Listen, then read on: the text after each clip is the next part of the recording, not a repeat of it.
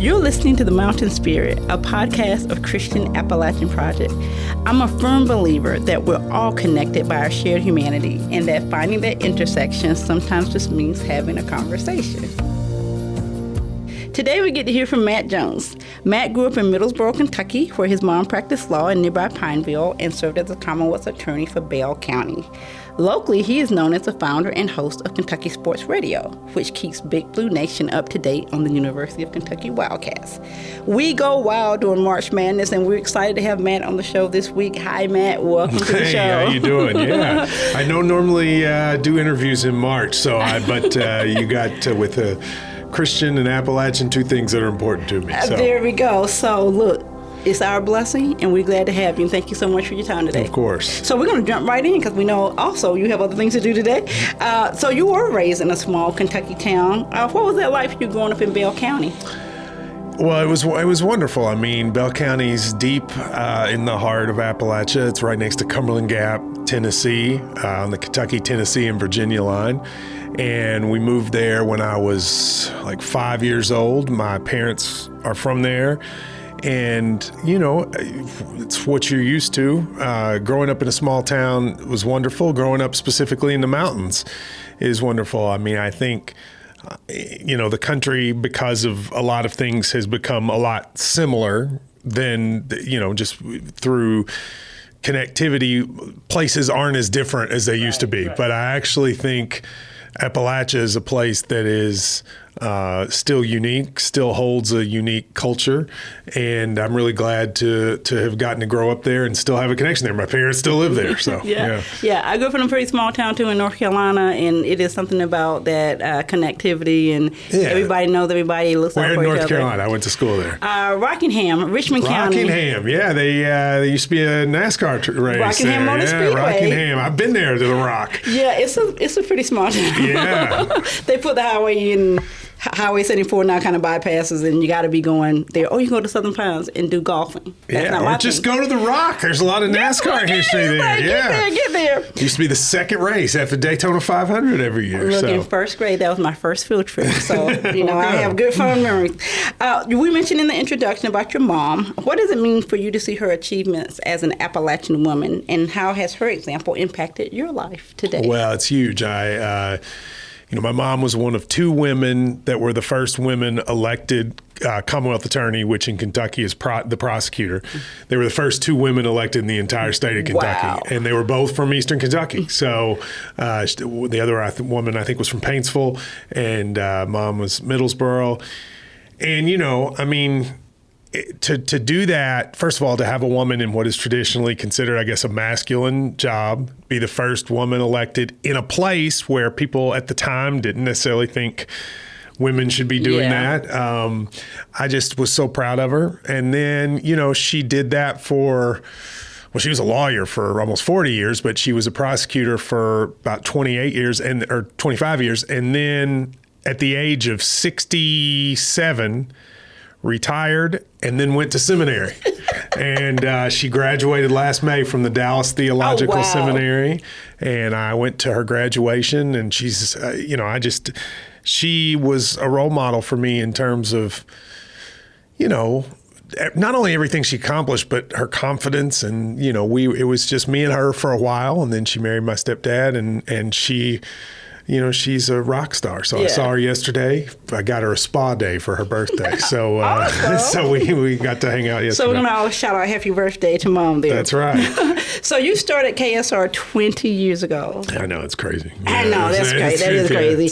So, but today is a massive platform in the sports world. So for people who are unfamiliar with the show, can you talk a little bit about the format and what inspired you to pursue that as your dream? Yeah, so it started as a website in 2000. So let's go back to 2005. I was driving down the road. I was a lawyer, and I heard Adam Curry, former MTV VJ, which very few people listening to this would remember, but he was on NPR, and he was talking about this new technology called a podcast that he was creating. This idea that you would take radio and put it on, back then, an iPod, right, and called it a podcast. And I remember listening, thinking, I feel like I could do that for Kentucky sports, because I think I already knew that I'm not sure being a lawyer was what I wanted to be.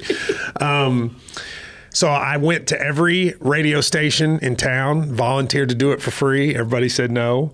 I went to all the major Kentucky sports websites and volunteered, and they all said no. So I was like, you know what? I'll just create it myself. And I created a website called Kentucky Sports Radio because I wanted to be on the radio. Yeah. Put a podcast on it, created a blog. And then it just kind of took off. Right place, right time. Yeah. Blogs started rising. They really were nothing when I started it, but then they really grew over the next few years. And I had the first real Kentucky one, and I had the first real Kentucky sports podcast. Yeah. And so right place, right time. And then we got a radio show.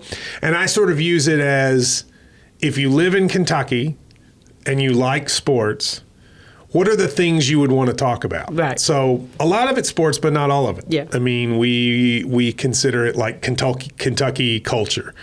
So we talk about, news, funny things that are happening. When there have been tragedies, we try to step up and help raise money. I mean, I consider it like a 2-hour. The people of Kentucky come together for a period of time. Yeah. So tell me, you still host today, but even though there are other opportunities that might be around for you, what still brings you joy about the show all these years later? The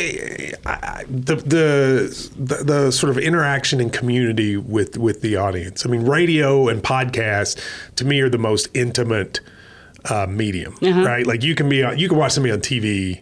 You don't really know what they're like. And you can read a book and the book may be amazing, but you don't really know what the author's like. You can't hide what you are on radio. Like if you're on radio for 2 hours a day, if you try to be fake, it's going to still come through. So because of that, I think audiences feel a connection to people. I think you saw this in the last few years, even in like politics, the loudest voices, most important voices became people on podcasts because the audience feels like they know that person. Yeah. And so they trust what they think. And I've always kind of thought that was the case. So I really like having that connection. And I've gotten to do ESPN national radio. I've written books. I've done television. And while I enjoy all that, there's nothing, the connection of radio is still the best. And so that's why I keep doing it. Yeah. So you talked a little bit about that connection with the audience. Is there like a listener story that has stayed with you every single day? Every single day, someone writes me with a story of, a common one will be like a father who has a son that they don't have a lot in common, but they connect over our show, right? Or there is an adult whose parent is very ill, about to die, and they sit in the hospital room and listen to our show together. I mean, one of the things I think that's really cool is that there are kids, high school, college kids that listen. There are grandmothers that listen. And this is, culture's become so split now. Like everybody looks for their own little niche. I like this person's view. I like this type of humor, whatever. There are very few things that everybody does together. I mean, just think about television. How few things there are that everybody watches. Everybody watches the Super Bowl, like the Oscars were the other night. Sometimes everybody watches that. I do feel like in Kentucky, not everybody listens, but all different types of people listen. And that's just a really special thing in today's world. Yeah. So talk about how sports kind of brings people together, and maybe like when you think of one of the pictures that stuck out of my mind was that it was a picture of a coal miner who had taken his son, and like it just went viral. But I think when I was looking at that, like the connection was like, that's a dad that's gonna, make this memory happen for his kid, and maybe it's a promise that you made that we're gonna see this game. I'm sure that dad is not thinking someone's going to take my picture and he's doing it for his kid. So talk about your experience going to Rupp, maybe for the first time, or maybe a good memory, maybe even before renovation, like old Rupp. Well, first of all, I mean, I think you're exactly right. I mean, sports, again, back to my point from a second ago, are one of the only things in society that can bring people together. I mean, so much of the world now is about trying to split people apart, whether it's the things they like in culture or politics or whatever. But sports is the one thing, if you're a Kentucky fan, it doesn't matter your age, it doesn't matter your political affiliation, it doesn't matter the type of music you like. There you go. You can unify with that. And I think there's almost nothing else like that except maybe sports. So I think that's really valuable. And then, for me personally, when I was growing up, really no one in my family was a big sports fan except my grandfather. And, I didn't really have a relationship with my biological father when I was a kid, so I sort of gravitated to my grandfather. And basketball, Kentucky basketball, was kind of the thing we unified on. He would save up all year. He worked at a gas station, and we would go to the SEC tournament. Now, it would be probably too expensive, but back then you could actually do it. And once a year we would take that trip, and we went. I don't think we ever went to Rupp Arena because we didn't have tickets, but we would go to Knoxville every year when Kentucky played, and we'd go there. They would lose a lot, but sometimes they would win, and it was a lot of fun. I went to a lot of Kentucky football losses, and then basketball would be split. But that kind of gave a bond for me with my grandfather, who kind of got me into it. Yeah. So what does it mean to you to see student athletes from Eastern Kentucky making an impact at UK? Like Cash Daniel in football, I know I love Reed Shepherd, was always like cheering for him, and now seeing him do well on the national stage, and even Trent Noah in basketball as well. What does that mean to you? Well, if you go through the history of Kentucky basketball, going all the way back to, World War II, I mean, Eastern Kentucky plays a special role in the state. Like, even though Eastern Kentucky, the population is smaller and smaller, they're small towns, but the soul of the state to me is the mountains. Like, I'd say everybody you meet in Lexington has somebody in their family from Eastern Kentucky. And you go back in history, like, there's just a connection with these small town guys who come to Kentucky. And as basketball's gotten bigger and bigger and more national, you don't get as many of those. So when they do happen, it's kind of special. And we actually talked about this on the air today. There's more of that in the last couple of years than we've had in a long time. And so Reed Shepherd, if you'd ever told me a dude from my high school 13th region would be the third pick in the NBA draft, I would have never believed it, but he was. Then Trent Noah from Harlan. That's a community that can really use the uplift from a kid like that. So I just think that's really special. Kentucky fans want to win, but when they can win and then also have one of their own on the team, that makes it even better. Absolutely. And I think that's been really neat to watch. Yeah. March Madness is around the corner. So close. Seems to bring the whole country to a standstill. What are you looking forward to in this year's tournament? I love it. When I was a little kid, I was like drawing the brackets out and hanging them up in my house. And one of the coolest things is, there was never a day that I was more excited about than when the brackets came out. Like every single year, I made my parents take me somewhere where I would be by myself, and I would draw the brackets out by hand, and I would follow them through. And, then fast forward, when I'm an adult, and a few years back, ESPN asked me to come and announce the brackets nationally on the radio. When you say like living your dream, that really was. I'm doing it again this year. So I love everything. March Madness is perfect. Like, you get the powerhouses of the sport. That's exciting. But then you also have a weekend where the little guy can win. Yeah. And even though we've been the victim of the little guy in the last couple of years. We try not to think about it. When like an Oakland wins or a St. Peter's wins, or just go back in time, Loyola of Illinois, right? Like Norfolk State, I can name all these schools and Fairleigh Dickinson, and you can remember when they win these games. That's such a great American story, right? Anyone in one shot has a chance to win. It doesn't happen in any other sport. College football doesn't happen. Pro sports, you don't have little teams, really. College basketball is really the only thing where you get that everybody's got a chance for once. And I love that. And every year there'll be one team that does it, at least. And it's just great. Kentucky lost to St. Peter's, but St. Peter's went all the way to the Elite Eight, and like all of America kind of like, it just doesn't happen in any other sport, and I think that's what makes it great. Yeah, love it.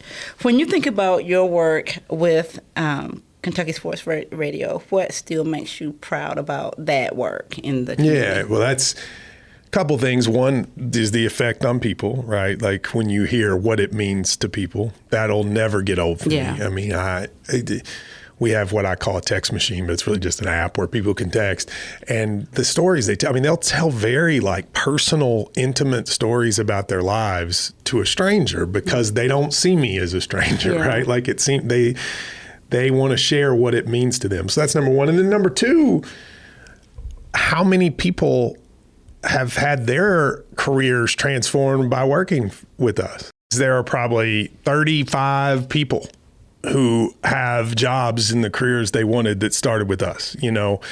There's a woman here on television named Maggie Davis who I hired when she was 17 years old out of high school, and now she's on television and she just won an Emmy for like best TV something. And the guy that's in charge of NIL for North Carolina and is now working with Bill Belichick, I hired from Kodak 14 years ago. He was like making printers and I hired him, and next thing you know, now he's working with Bill Belichick. Like, stories like that are they're really cool, and we've given a lot of people a chance, and then a lot of them have excelled, and I'm really proud of that. Because again, this all started, I was doing this in my basement, by myself on a computer that with the most low budget technology you've ever seen in your life. I barely even know how to turn a computer on, and I created a website. So you can't help but be proud of that.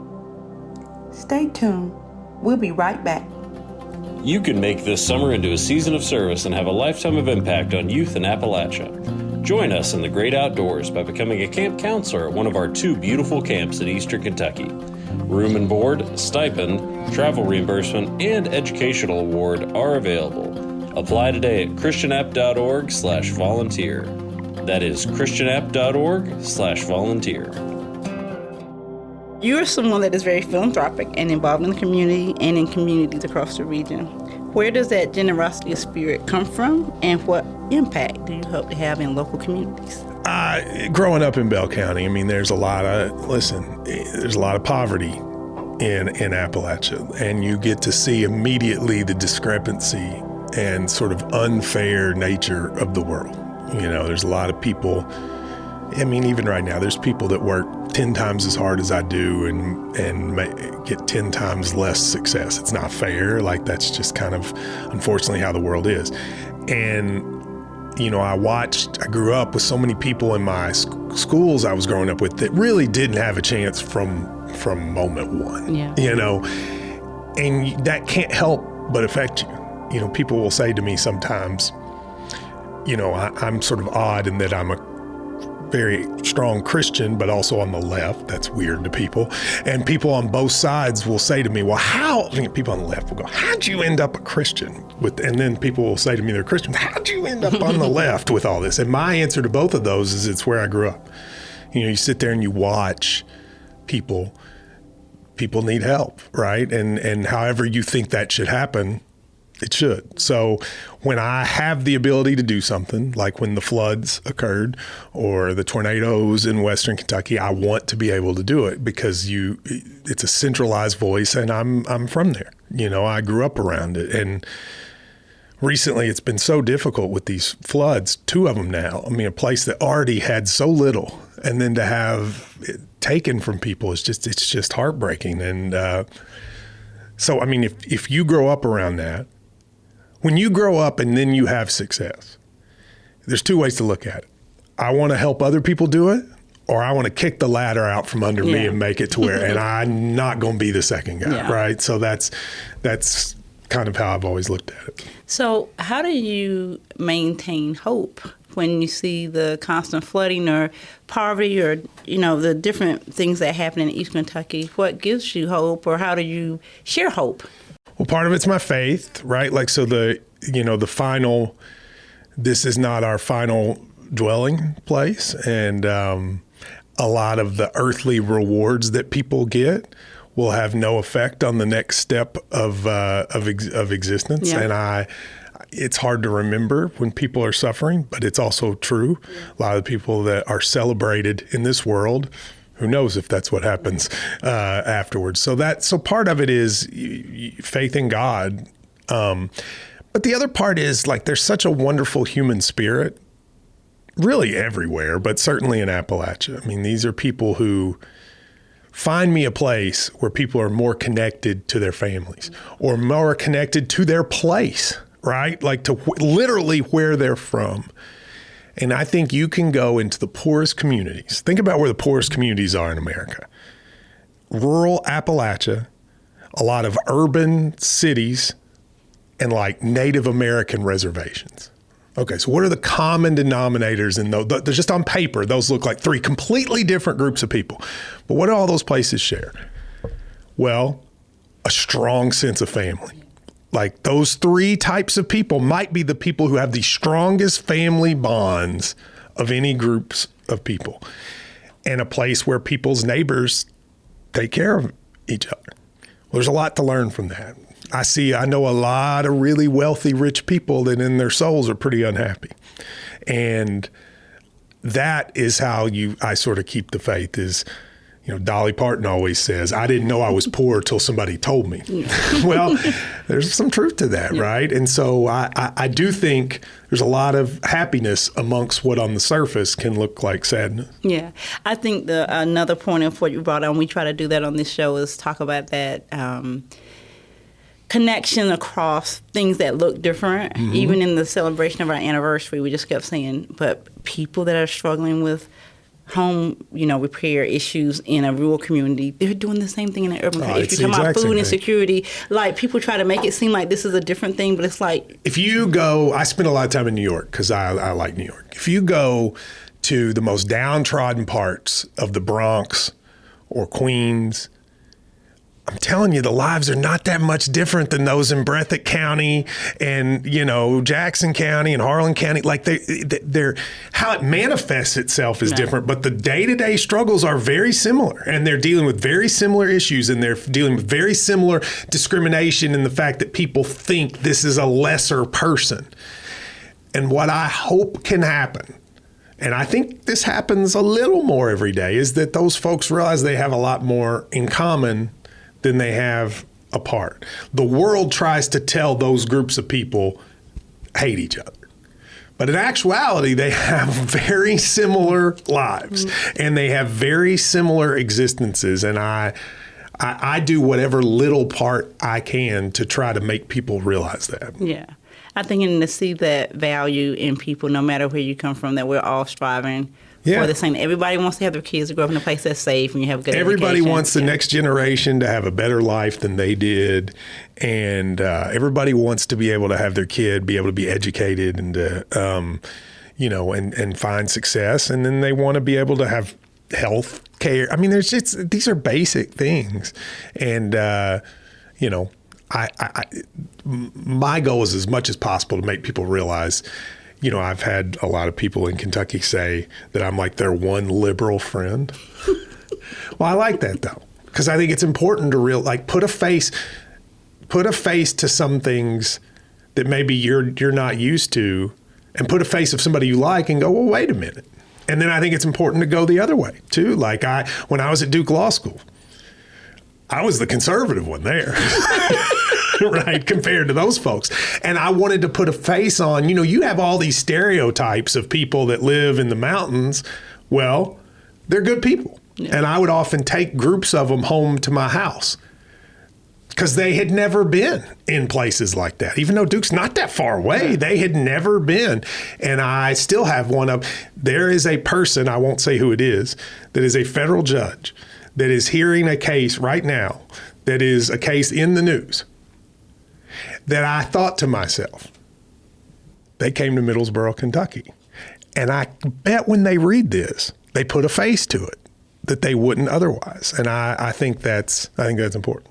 Do you think people ever underestimate you when they find out where you're from? Because of course, yeah. I mean, I had a professor in law school who said, when you go to Duke, Matt, you need to get rid of that accent because everybody's going to immediately think you're stupid. I found the opposite. I liked it because then, yes, the moment you come out with the twang and you say light and not and bright, like they'll make, but then when you win them over, it's more powerful because it's like, oh, wait a minute.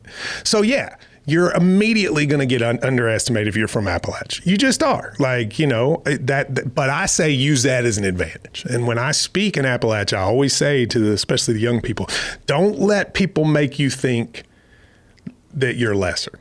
Okay? You might be different, but different doesn't mean less. Right. And I think that's a big part of getting people in Appalachia, especially kids, to dream and realize, hey, you can do this. You can do this. It might not be what I do, but you can do this. And, you know, I told the story today on the radio. I was on the Bill Maher show like 4 years ago, and it was about to start, and the other panelists were Katie Couric and Kellyanne Conway, who worked for Trump. And right before it starts, Bill Maher's coming out for his monologue. That little HBO static comes out, and it goes, and I like almost started crying, thinking about where I grew up and go, I cannot believe I'm about to go out here and do this. And so what I try to say is, if I can do that, there's a version of that for you too. Awesome. I love it.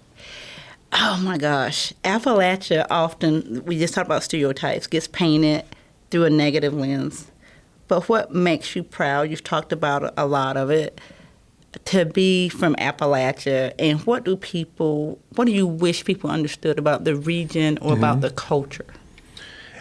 Appalachians have been taken from in their entire history. The people that went to Appalachia went there because they didn't fit in with the initial group of settlers that came in. They were cast off for whatever reason, right? They settled in these mountainous areas that was not very conducive to the basics of life, right? And then after they were able to establish a life for themselves and find success in some of the natural, fruits of the mountains, then people came in and bought or stole the rights to the minerals and everything from them. And so immediately, once again, they were kind of taken from. And then when the interstate system was built, no interstates were built through there because it was too hard. And so then economic opportunity passed around them. And they've constantly had to overcome. And yet they have. And yet they still sort of get up every day and they love their communities and they have this bond. And so, just go through history and see the jobs that people have had to do. And even things like, when America, before the Civil War, was segregated in every way, there were places in Eastern Kentucky where African Americans and white people were working together where that didn't happen anywhere else. But they were brought together there. The first integrated workplaces in Kentucky were coal mines in Eastern Kentucky. So I just think there's a lot of stereotype of what people are like from folks who've never been there. I have a friend named Ricky Jones, who is a wonderful guy. He's a professor at U of L, African-American, probably the most liberal guy I know. And I'm always like, you got to come to Middlesboro. And he goes, I'm not going there. And I always say to him, you would be shocked at how nice you would be treated. Like, you think it would be one way, but it would be exactly I'm going to get him there one day to show him that, because I think it's the kindest people on earth. Yeah, that's what I found as well. Going out into East Kentucky, people, you come in, they come into my home, sit down, let me give you something to eat or drink. It reminds me a lot of actually being from They appreciate that you care enough to come.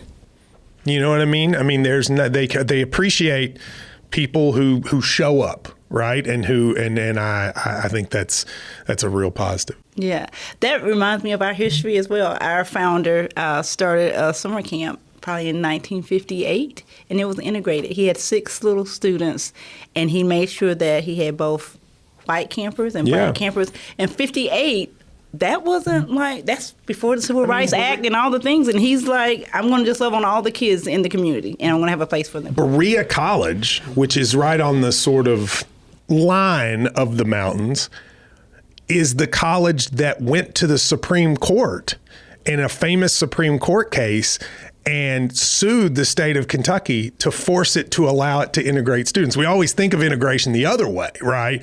The government forcing schools. Berea College was banned by the state from integrating, sued to the Supreme Court, and got the right to integrate before Kentucky did. I mean, that's in Eastern Kentucky. So if you ask somebody, what college do you think did that? You wouldn't think it was Berea College in Eastern Kentucky, but it was. And I think, that spirit is still there. That's a neat place, just in general. I mean, Berea College, people, you have to be low income to go there, right? You work. You don't pay tuition. You work during school. What a great place. And where is it? It's in Eastern Kentucky. Yeah. Matt, it has been such a pleasure. The time has flown by. I knew it would. Our last question we ask all of our guests. The mission statement of Christian Appalachian Project is building hope, transforming lives, and sharing Christ's love through service in Appalachia. Hope, transformation, love, and service. Which one resonates with you the most when you think of Appalachia? That's a great question. I would say hope, transformation, love, and service. I would say hope. I think you have to, in order to deal with what that area has had to deal with, if you don't have hope that there's a brighter day down the road, you couldn't do it, right? You couldn't do it. And I think when you go there, you find optimism. It may not be on the level of the things society's used to, but just a day-to-day optimism. And then to go to the final one of those, service. I've never seen a place where people have less and will give more than there. You know, a lot of folks who've had a lot more success could learn about generosity by being in the mountains. And I also want to thank you all for the work you do for 60 years now. I mean, that's an amazing accomplishment. And, you know, a lot of your efforts are concrete examples on the ground there. So I really appreciate you guys taking the time to chat with me. Absolutely. Thank you so much. It's been a pleasure. Thank you. Appreciate it. Our guest today has been Matt Jones, host of Kentucky Sports Radio. We hope you've enjoyed this season of the Mountain Spirit podcast. You can follow the work of Christian Appalachian Project on all social media channels. You can find the podcast on wearecap.org/podcast or wherever you get your favorite podcasts. If you like the show, please take a moment to leave a review. We surely appreciate it, and be sure to subscribe so that you never miss a new episode. This wraps up season 6. I know we were the season finale? You were the Wow. Hey, you got to say the best for last. Season finale. Nice. All right. It's cliffhanger. There you go. We will kick off season 7 in May. Hope to see you back then. Go Cats!